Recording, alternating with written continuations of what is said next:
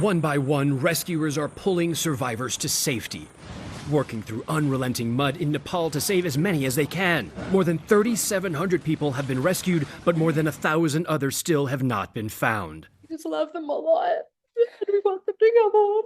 Shreya and Ashna Ahuja from Texas are hoping their mom and dad are still alive. Deepak and Madhu flew in for a spiritual pilgrimage in Tibet.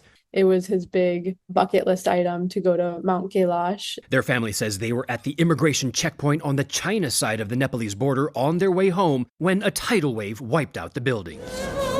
At Nepal's largest hospital in Kathmandu, the wait is agonizing for those searching for loved ones. Their faces now cover these walls. From the elderly to little ones who are just toddlers, and their names and numbers to contact. Here there is a group of people looking at a registry, hoping that their families, hoping that their friends' names are on those lists. The fear is that they are not.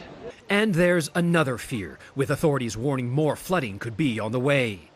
Wednesday's disaster killed hundreds when a glacier collapsed, triggering devastating flooding. Scientists say that ice melt has filled an artificial lake on Nepal's border with Tibet that's overflowing with enough water to submerge New York's Empire State Building. The worry is the dam could break in the next few days, adding to the danger in a region already counting the heartbreaking cost of this week's catastrophe.